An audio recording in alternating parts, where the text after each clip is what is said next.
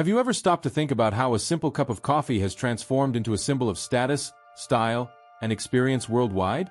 What was once just an ordinary beverage has gained a new meaning, capable of defining lifestyles and creating a billion-dollar empire. From a small shop in Seattle's public market to a chain present in more than 80 countries, Starbucks has forever changed the way the world consumes coffee. And behind this revolution lies the bold vision of a man who believed that coffee could be much more than a drink. It could be an experience. Today you'll learn the amazing story of Starbucks and understand how it transformed coffee into a luxury and conquered the world. Subscribe to the channel so you don't miss any of the stories of the giants that changed the world, and comment below. For you, is Starbucks just coffee or is it truly an experience?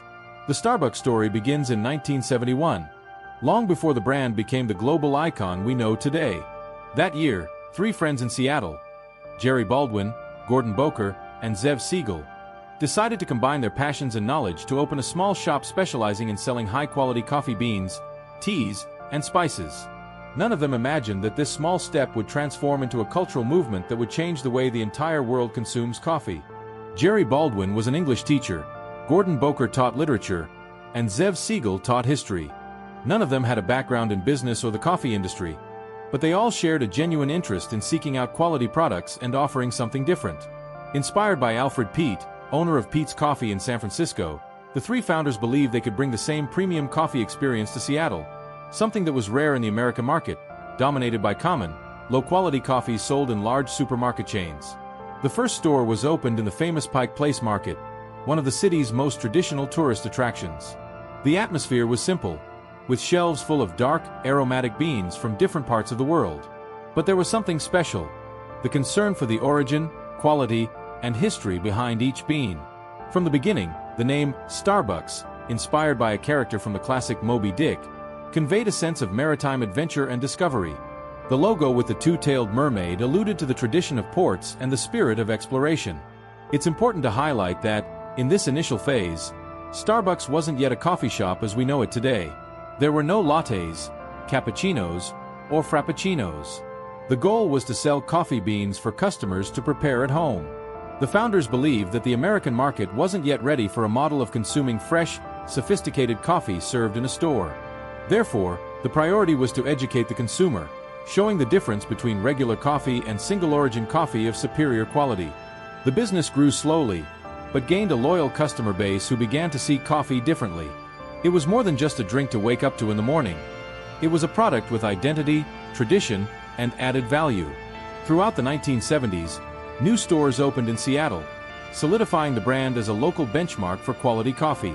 What began with three idealistic teachers was gradually creating a cultural movement. But Starbucks' fate was about to change radically. Because in 1982, a young man named Howard Schultz, he would go down in history and completely transform the company's vision. Schultz would see coffee not just as a product, but as an opportunity to create experiences, communities, and a global brand. This first phase of Starbucks is a classic example of how great empires are born from simple, passionate ideas. Three ordinary men, driven by the desire to offer quality and authenticity, opened the doors to a revolution that was yet to come. Did you know that Starbucks started out selling only coffee beans, not ready-made drinks? Like this video to support the channel, subscribe to follow the next chapters of this incredible journey, and comment below. Do you prefer to brew coffee at home or drink it ready-made at a coffee shop? In 1982, Starbucks was still a modest chain with only a few stores in Seattle, selling high-quality coffee beans and brewing equipment. It was in this setting that the figure who would change everything emerged. Howard Schultz, young, ambitious, and with a background in marketing, Schultz was working at a housewares company when he discovered Starbucks as a customer. Fascinated by the brand's philosophy, he was captivated by the possibility of transforming that local business into something much bigger. Schultz came from humble beginnings, from a poor family in Brooklyn, New York. He grew up in a simple housing project and knew firsthand the difficulties of financial hardship. This past gave him an insatiable hunger to succeed. Upon discovering Starbucks, he realized there was potential there that the founders weren't exploring. For them, Starbucks was just a store selling beans and equipment. For Schultz, it could be the starting point for a revolution in coffee consumption. Shortly after, Howard Schultz was hired as marketing director. And it was during a trip to Italy in 1983 that he had the vision that would change Starbucks forever. Walking through Milan, Schultz was impressed by the Italian coffee shops. They weren't just places to drink coffee. They were social spaces where people met, talked, relaxed, and made connections. Coffee was more than a drink. It was a ritual, an experience. Upon returning to the United States, Schultz took this idea to the founders of Starbucks. To transform the stores into coffee shops, offering drinks prepared on-site and creating welcoming environments where customers could feel at home. But the proposal was met with resistance. The original creators believed that Starbucks should remain focused solely on selling high-quality coffee beans. For them, serving ready-made drinks would dilute the company's concept.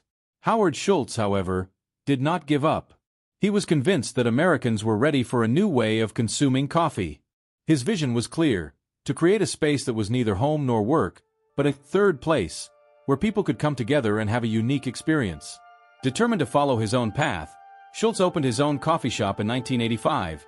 Called the newspaper inspired directly by the Italian model, the success was immediate. Customers loved the concept, proving Schultz right. In 1987, with the support of investors, Schultz bought Starbucks and unified his vision with the brand. From then on, Starbucks ceased to be just a coffee shop and became the most ambitious coffee chain on the planet. This change in leadership and vision was the turning point. Schultz not only expanded the business, he redefined the concept of coffee. What was once a simple everyday consumer product began to gain the status of a social experience and even an accessible luxury. The arrival of Howard Schultz demonstrates the power of entrepreneurial vision. While many saw only a neighborhood store, he saw a global opportunity. While others thought about selling coffee, he thought about selling identity, belonging, and lifestyle. And it was this vision that put Starbucks on the path to becoming one of the world's biggest brands. And you? Did you know that Starbucks almost didn't become a coffee shop because its founders resisted the idea? Leave a like to support the channel, subscribe to follow the continuation of this incredible journey, and comment below. Would you like to experience a coffee in Milan, just like Schultz did? With the purchase of Starbucks in 1987, Howard Schultz finally had the freedom to put his vision into practice, to transform coffee into an experience. The first step was simple, but revolutionary by American standards: to create coffee shops where people not only bought coffee, but lingered, socialized, and felt like they were part of something bigger. The first changes were in the environment. Schultz believed that every detail should convey warmth and sophistication. The stores were designed to have soft lighting, pleasant background music, and a design that invited customers to sit and relax. It was as if the coffee shop became an extension of each customer's living room. This idea was innovative for the United States, where coffee was until then seen only as a quick drink, bought in plastic cups or prepared at home. The big turning point, however, came with the drinks menu inspired by the Italian model. Schultz introduced espressos, cappuccinos, lattes, and other options previously unknown to most Americans. Coffee ceased to be merely functional, something to wake up to in the morning, and became a pleasurable ritual. When ordering a cappuccino or a latte at Starbucks, the customer was not just buying a drink, but a piece of European culture adapted to the American urban lifestyle. Another essential point was the concept of third place. Schultz argued that people needed a space beyond home and work, where they could relax, meet with friends, or even work in a relaxed way. Starbucks positioned itself precisely in that space.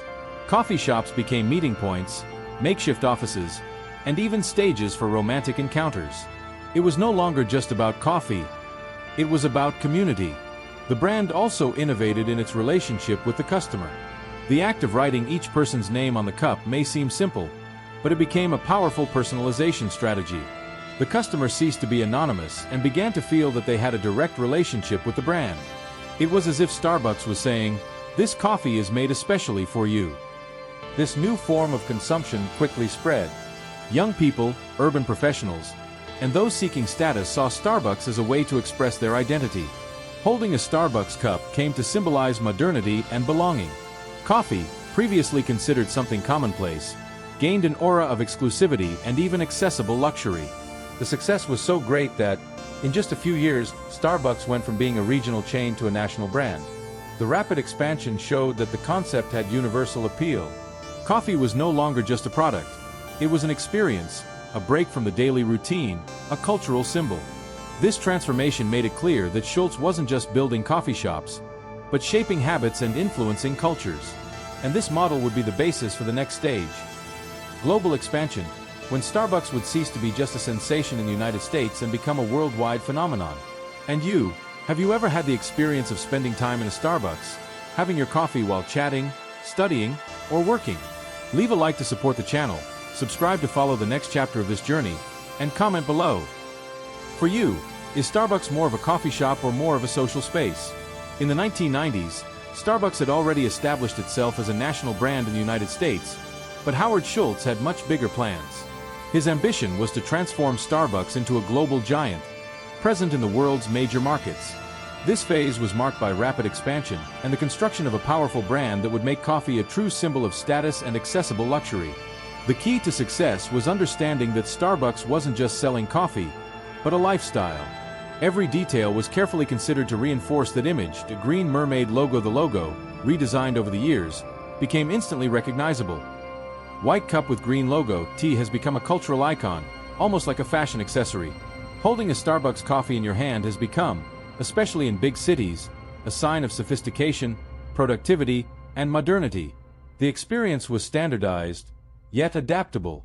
Anywhere in the world, entering a Starbucks meant finding the same welcoming atmosphere, the same characteristic aroma, the same background music. This consistency reinforced the feeling of belonging. But there was also local adaptation. In Japan, Starbucks offered flavors like matcha. In Latin America, drinks inspired by tropical fruits. This combination of global identity and regional adaptation was essential to the brand's success outside the United States. Another crucial point was the personalization of the experience. The practice of writing the customer's name on the cup, already well established in the United States, spread throughout the world and reinforced the idea of connection. Drinking a Starbucks wasn't just about consuming a beverage, it was about consuming an experience made for you. This simple strategy helped create emotional bonds and brand loyalty. During the 1990s and 2000s, Starbucks grew from a few hundred stores to thousands in just a few years. In 1992, the company went public on the stock exchange, and its shares appreciated rapidly, reflecting the success of its expansion. On every corner in New York, London, Tokyo, or Sao Paulo, a new coffee shop was popping up. The brand became ubiquitous, and this only reinforced its image of greatness. But perhaps most importantly, Starbucks brought about a cultural shift. Before Starbucks, drinking coffee outside the home was simple and often inexpensive. With Starbucks, the act of buying coffee became laden with meaning. Suddenly, people were willing to pay more not only for the drink, but for the experience, the atmosphere, and the status of holding that cup. Coffee had been reinvented as an accessible luxury.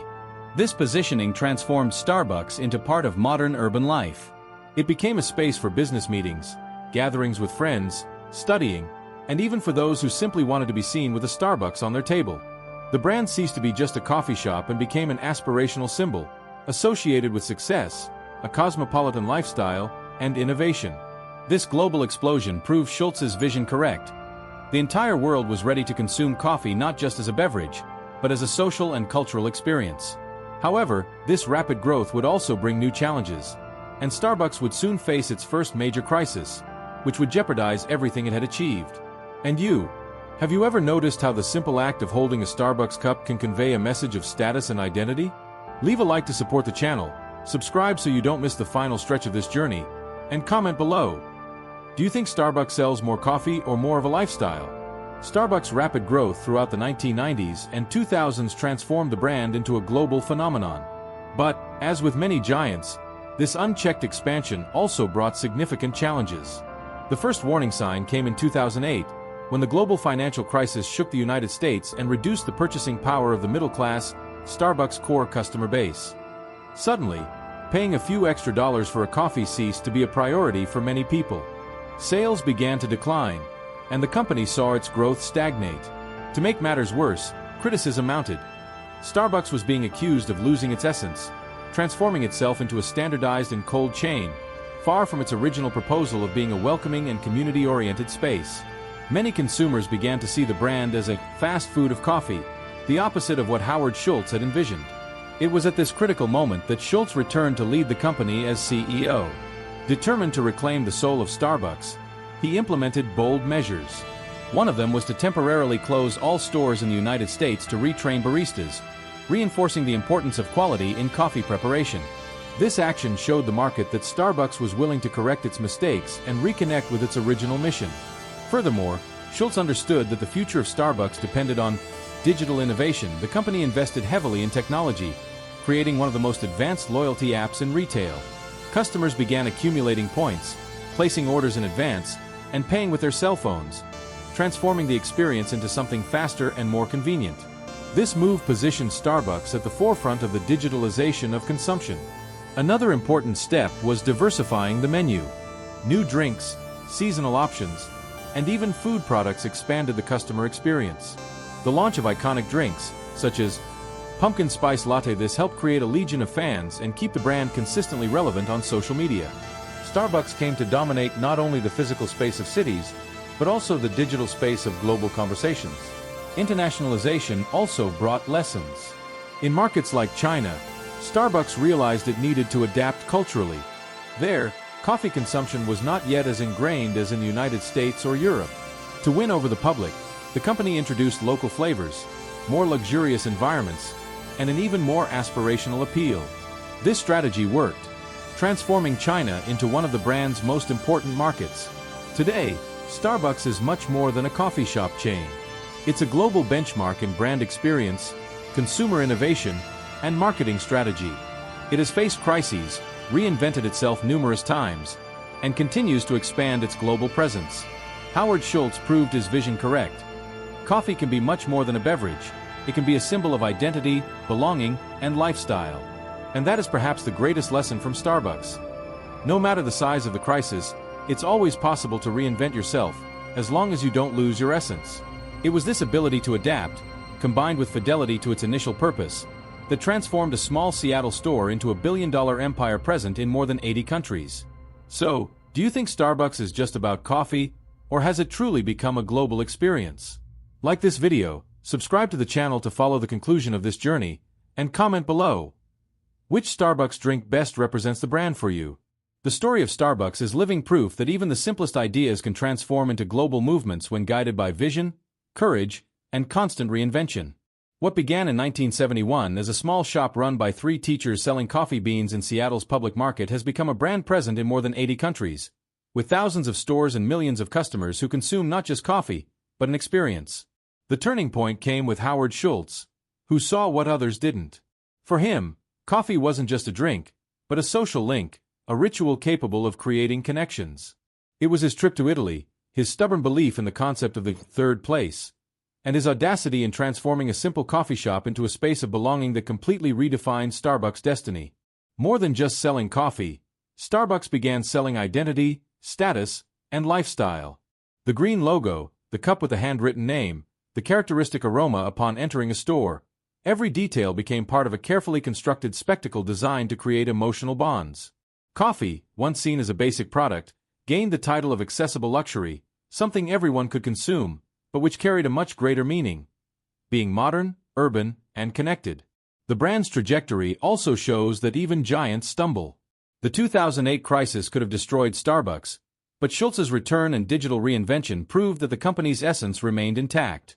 By embracing technology, adapting to different cultures, and keeping the spirit of the experience alive, Starbucks has become even stronger, becoming one of the greatest examples of branding and innovation in contemporary history. Today, each Starbucks store is more than just a point of sale. It's a stage where millions of people live daily experiences that connect to memories, routines, and dreams. Coffee has ceased to be just a hot drink in a cup and has become a cultural symbol. The rise of Starbucks shows us that the true power of a business lies in understanding that products may change, but what truly wins people's hearts is the experience they provide. And that's the lesson. Any idea can become huge when it manages to evoke emotion, create a sense of belonging, and reinvent itself in the face of challenges. Starbucks didn't just transform coffee into a luxury. It transformed the way the whole world experiences the act of drinking coffee. Now I want to know from you. In your opinion, is Starbucks just a coffee shop or is it truly a lifestyle symbol? Comment below, like this video to support the channel, and subscribe to follow the next stories of the giants that changed the world.